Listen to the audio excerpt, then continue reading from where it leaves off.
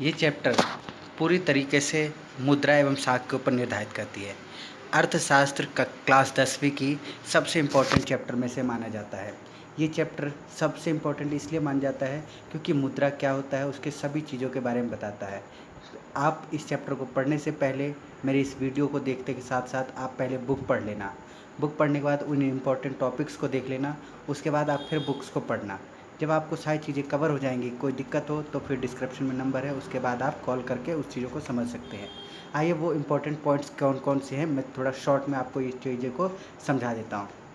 पहले हम वस्तु विनिमय प्रणाली के बारे में बात करते हैं। वस्तुओं के बदले वस्तुओं का लेन देन वस्तु विनिमय प्रणाली कहलाता है। अगर हम बहुत पहले की बात करें तो एक व्यक्ति दूसरे व्यक्ति से किसी भी प्रकार का लेन देन या व्यापारिक मदद होती थी वो वस्तु विनिमय प्रणाली के द्वारा ही संभव होती थी, लेकिन इसके साथ बहुत सारी समस्याएं भी उत्पन्न होती थी। आइए आगे बात करते हैं। दूसरा है आवश्यकताओं का दोहरा सहयोग। ये क्या होता है? जब एक व्यक्ति किसी चीज़ को बेचने की इच्छा रखता हो, वही वस्तु दूसरा व्यक्ति भी खरीदने की इच्छा रखता हो, अर्थात मुद्रा का उपयोग किए बिना, तो उसे आवश्यकताओं का दोहरा सहयोग कहा जाता है। जब से मुद्रा चलन में आया है, इस आवश्यकताओं के दोहरे संयोग की समाप्ति हो गई है, वस्तु विनिमय प्रणाली समाप्त हो गया है और व्यापार करना बहुत सरल हो गया है, क्योंकि मुद्रा एक ऐसी वस्तु है जो सर्वमान्य स्वीकार है, सभी व्यापारिक रूप से स्वीकार है। मुद्रा विनिमय का माध्यम माना जाता है और भी मुद्रा के कई सारे कार्य होते हैं।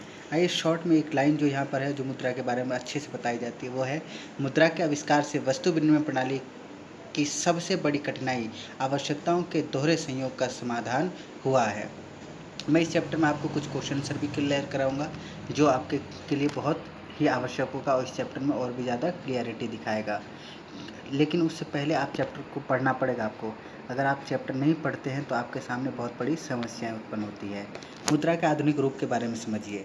तो सबसे पहला है कागज़ के नोट, दूसरा सिक्के, cheque, debit card, credit card, UPI, mobile एवं नेट बैंकिंग। अब हम बात करते हैं बैंकों के ऊपर में। बैंक समझना इसलिए ज़रूरी है क्योंकि बैंक के रिलेटेड काफ़ी समस्याएं उत्पन्न होती है। बैंक दो प्रकार के होते हैं, पहला केंद्र बैंक, दूसरा वाणिज्यिक बैंक। केंद्र bank reserve bank of India कहलाता है। बाकी अन्य जितने भी आप नाम सुनते हैं, चाहे वो पंजाब नेशनल बैंक हो, आरबीआई हो, ये सभी बैंक वाणिज्यिक बैंक कहलाते हैं।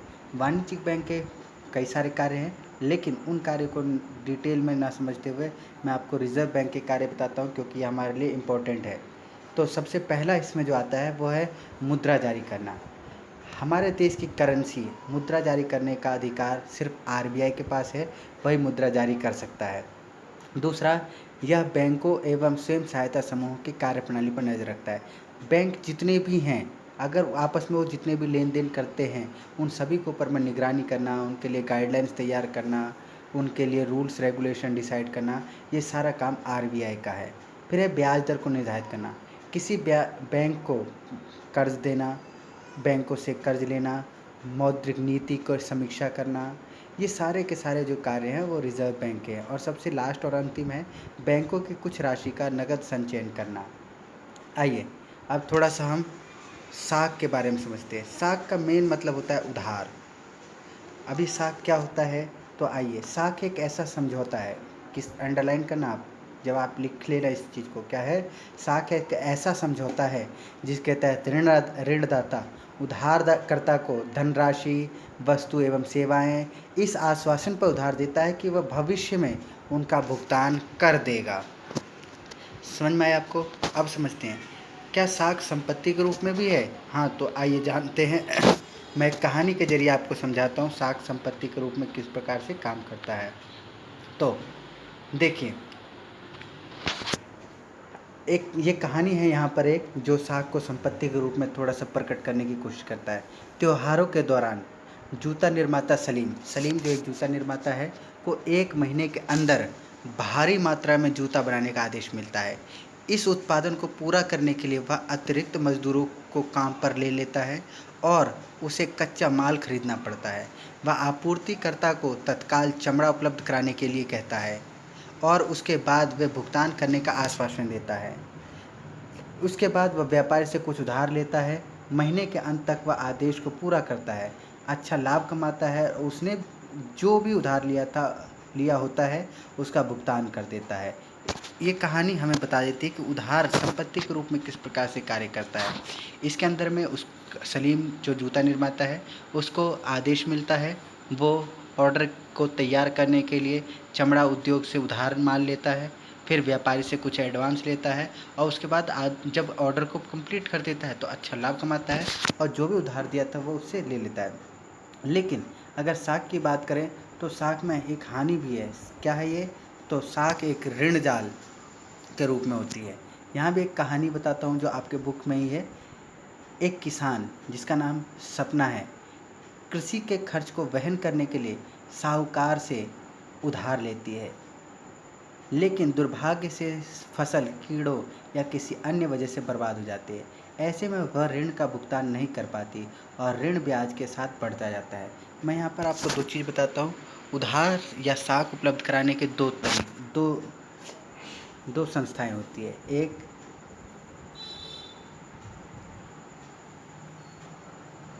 एक बैंक व वित्तीय संस्थाएं कहलाती हैं। दूसरा, जहाँ गांव ग्रामीण इलाके में देखा जाता है, दोस्त, रिश्तेदार, साहूकार, महाजन, ये सब देखे जाते हैं। तो एक औपचारिक स्रोत होता है, एक अनौपचारिक स्रोत होते हैं।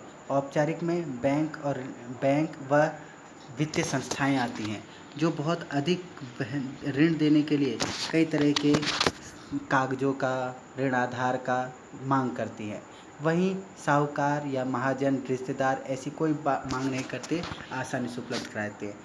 जो औपचारिक है वो शहरों में ज़्यादा देखने को मिलती है और जो साहूकार यानी अनौपचारिक विधि है वो ग्रामीण स्तर पर देखने को मिलती है। ऋण लेने के लिए जो सबसे परम आवश्यक है वो समर्थक ऋण आधार। समर्थक ऋण आधार होता क्या है? इसको आम भाषा में कोलेट्रियल कहा जाता है। ये आपके लिए सबसे इम्पोर्टेंट है, कई बार क्वेश्चन में आया भी है, पूछ भी देता है।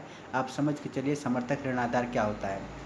तो उधारदाता उधार प्राप्तकर्ता से समर्थक ऋण आधार के रूप में ऐसी परिसंपत्तियों की मांग करता है।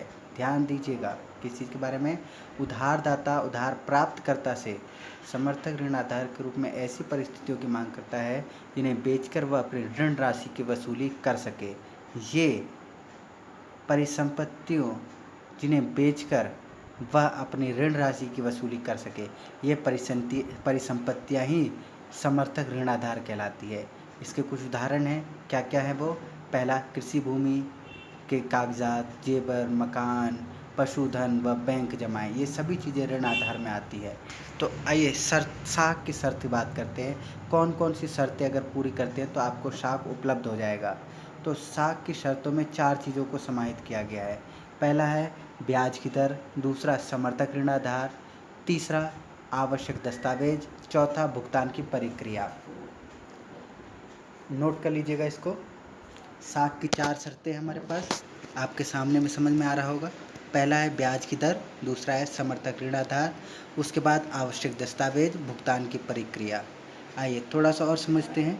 स्वयं सहायता समूह का मूल विचार है कि ग्रामीण गरीब खासकर महिलाओं को स्वयं सहायता समूह में संगठित किया जाए और उनकी बचत को एकत्रित किया जा सके।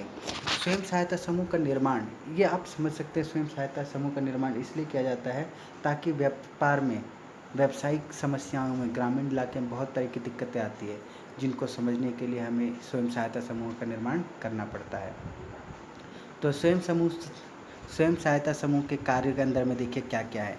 सबसे पहले गांव के अंदर में ग्रामीण स्तर पर जितने भी निर्धन होते हैं, विशेषकर महिलाओं को एकत्रित किया जाता है, उन्हें सदस्यता दी जाती है एवं सदस्यों की जमा पूंजी इकट्ठा किया जाता है। जितने भी सदस्य होते हैं इसमें बिना समर्थक ऋण आधार के सभी लोगों को ऋण उपलब्ध करवाना होता है जिनको जितने पैसों की आवश्यकता होती है। यहाँ पर स्वयं सहायता समूह में कम ब्याज दर पर ऋण उपलब्ध होता है एवं विभिन्न सामुदायिक मुद्दों पर विचार और चर्चा का मंच उपलब्ध होता है। स्वयं सहायता समूह ग्रामीण स्तर पर एक बहुत कारगर साबित हुए हैं। ये ग्रामीण स्तर के साख को निर्माण के लिए, उनके कार्य के लिए प्रेरित करता है। आइए, तो ये चैप्टर अब थोड़ा सा समाप्त हो चुका है। कुछ क्वेश्चन आंसर करते हैं जिससे आपको समझ में आएगा काफ़ी चीज़ें। देखिए, एक क्वेश्चन है हमारे पास, ज़रा जवाब देना अगर आप समझ में आ गया है तो। पहला क्या है? मुद्रा के आधुनिक रूप में से कौन शामिल है?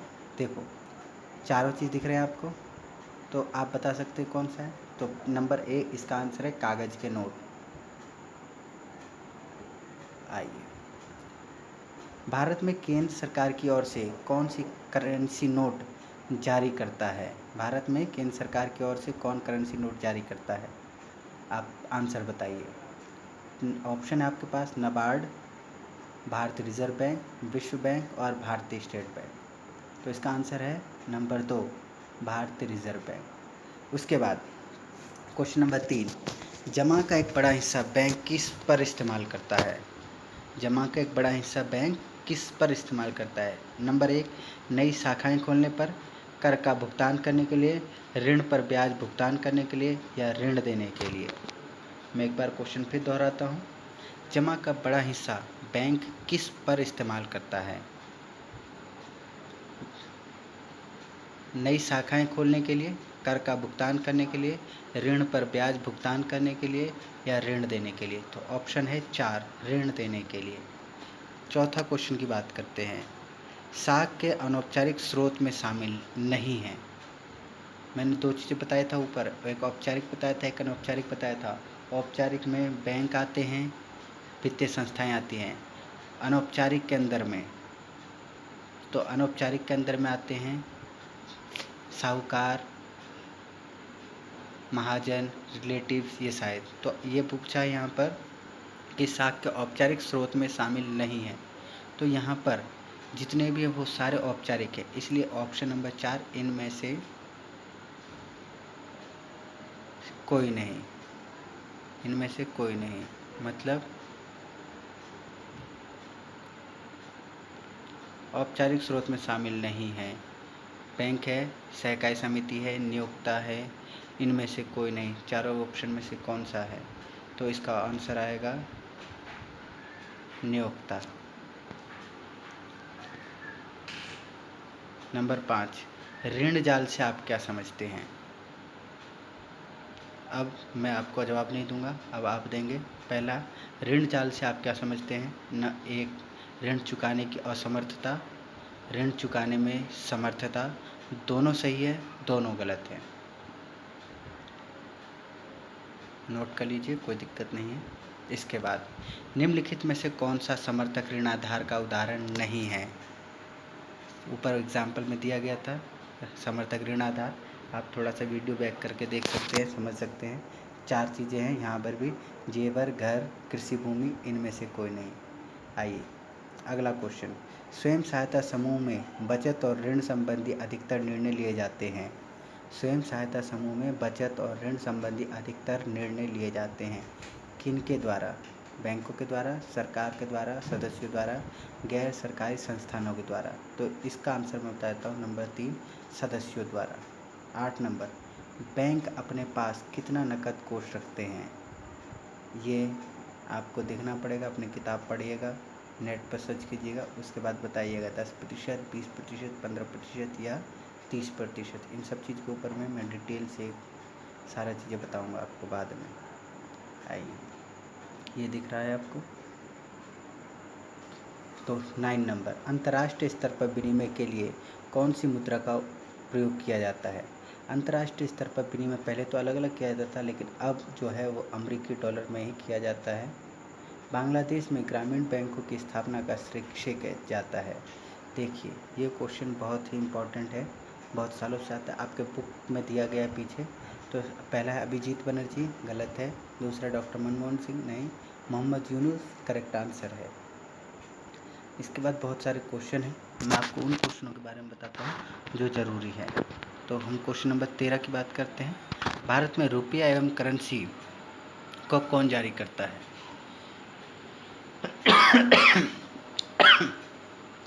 भारत में रुपया एवं करेंसी को कौन जारी करता है?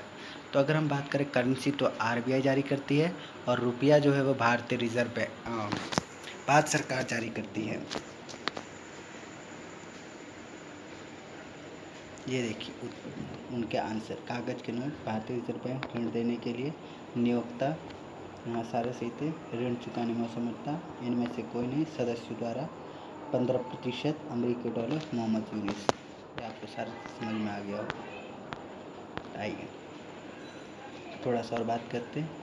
ये क्वेश्चन देखिए, मुख्य रूप से ग्रामीण क्षेत्रों में बैंकों की संख्या में अधिक वृद्धि क्यों आवश्यक है, स्पष्ट कीजिए। क्या है, मुख्य रूप से ग्रामीण क्षेत्रों में बैंकों की संख्या में अधिक वृद्धि क्यों आवश्यक है, स्पष्ट कीजिए। तो मुख्य रूप से ग्रामीण क्षेत्रों में बैंकों की संख्या में अधिक वृद्धि इसलिए आवश्यक है क्योंकि ग्रामीण क्षेत्रों में दूर दूर होते हैं, वहाँ पे गांव होते हैं, लोगों की समझ कम होती है। अगर हम बैंकों की संख्या ज़्यादा खोलेंगे तो व्यक्ति तक उनकी जागरूकता पहुँचेगी, व्यक्ति को बैंक के कार्य समझ में आएंगे। बहुत सारे लोग तो बैंक से जुड़ते ही नहीं, बैंक से लोन वगैरह लेते ही नहीं हैं, उनको पता ही नहीं होता कि बैंक एक हमारे लिए कार्य करती है। इसलिए अगर बैंकों की संख्या को बढ़ाया जाता है तो व्यक्ति जागरूक होंगे, साहूकार महाजन से बच सकेंगे और उनका शोषण होने से कम हो जाएगा। ये सभी कारण हैं जो हमें मुख्य रूप से ग्रामीण क्षेत्रों में बैंकों की संख्या बढ़ाने के ऊपर वृद्धि के लिए ध्यान आकर्षित करती है। क्वेश्चन नंबर 2, बैंकों और सहकारी समिति को अपने ऋण देने की गतिविधियों को ग्रामीण क्षेत्रों में बढ़ाने की किन्हीं 3 कारणों की व्याख्या कीजिए। एक बार फिर से समझ लीजिए, बैंकों और सहकारी समितियों को अपने ऋण देने की गतिविधि को ग्रामीण क्षेत्रों में बढ़ाने के किन्हीं 3 कारणों की व्याख्या कीजिए। 2 चीज़ें, एक बैंक है और एक सहकारी समिति है। तो आपको ऊपर जो मैंने समझाया उसके हिसाब से आपको थोड़ा समझ में आएगा कि सबसे पहला, ग्रामीण स्तर पर जो लोग हैं उन लोगों के अंदर में अनौपचारिक ऋण ही बहाल हुई पड़ी है। उनको स्वयं सहायता समूह स्वयं सहायता समूह सबके बारे में कम जानकारी है, जिसको लेकर के वो परेशान होते हैं। अगर हम बैंकों के और स्वयं सहायता समूह सहकारी समितियों की संख्या को वृद्धि कर दें तो व्यक्तियों के सामने इन समस्याओं को समाप्त किया जा सकता है। नंबर 3, आर्थिक विकास में ऋण के औपचारिक स्रोतों के महत्व का वर्णन कीजिए। किस चीज़ में? आर्थिक विकास में ऋण के औपचारिक स्रोतों के महत्व का वर्णन कीजिए। देखिए, मैं तब से बार बार बता रहा हूँ, ऋण के दो स्रोत होते हैं, औपचारिक और अनौपचारिक। औपचारिक वो होता है जहाँ पर बैंकों के द्वारा एवं अन्य वित्तीय संस्थानों के द्वारा ऋण उपलब्ध कराए जाते हैं। वह अनौपचारिक वो होते हैं जहाँ इन सब चीज़ों के नहीं बल्कि रिलेटिव, रिश्तेदार, दोस्त, इन सब के द्वारा ऋण उपलब्ध कराए जाते हैं। तो यहाँ आपसे पूछा गया है कि आर्थिक विकास में ऋण के औपचारिक स्रोत के महत्व का वर्णन कीजिए।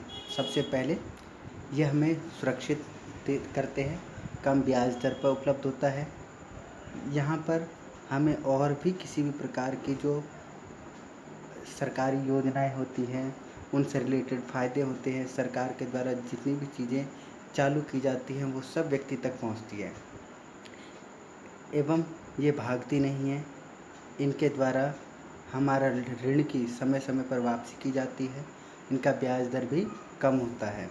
इस कारण से आर्थिक विकास में ऋण के औपचारिक स्रोत का महत्व अधिक बढ़ जाता है। अब ये 2 क्वेश्चन आप देख लीजिए, आप करके उसके बाद मेरे को बताना। आपके साथ समस्या आएगा तो मैं आपको कंफर्म कर दूंगा। 3 से 5 वाले में आइए, थोड़ा सा एक नज़र में शॉर्टकट में सारा चीज़ समझा देता हूँ आपको। रिजर्व बैंक ऑफ इंडिया क्या क्या कार्य करता है, तो ऊपर में मेंशन है, हमारे वीडियो में पहले आपने देखा होगा, मैंने आपको पहले बताया। उन चीज़ों को नोट कर लेना आप, 5 वो सारे इंपॉर्टेंट पॉइंट्स थे। मेरे वीडियो साथ साथ रोक करके आप सारी चीज़ें नोट डाउन करते जाना, क्योंकि आपके एग्ज़ाम के लिए बाकी चीज़ों के लिए बहुत ही इम्पोर्टेंट है। दूसरा, समर्थक ऋणाधार क्या है, उदाहरण सहित बताइए। ये भी ऊपर ये भी मैंने वीडियो में पहले समझा रखा है, आप वहाँ से समझ सकते हैं, आपको दिक्कत नहीं आएगा। जब समस्या हो तो थोड़ा सा बैक करके आप समझ लीजिएगा। साख के औपचारिक अनौपचारिक क्षेत्रों की विशेषता बताइए, मैंने ये भी बता दिया आपको, तब से बार बार यही तो बता रहा हूँ मैं। औपचारिक क्षेत्र, अनौपचारिक क्षेत्र, ये क्वेश्चन वेरी इंपॉर्टेंट है, वेरी इंपॉर्टेंट है। इस क्वेश्चन को आप ज़रूर तैयार कर लें। उसके बाद क्वेश्चन नंबर 5 कर लेना आप, वस्तु विनिमय प्रणाली की कोई 3 सीमाएँ लिखिए। मैं बताया तो आपको मूल्य मापक में कठिनाइयाँ होती थी, 2 आवश्यकताओं के दोहरे सहयोग होता था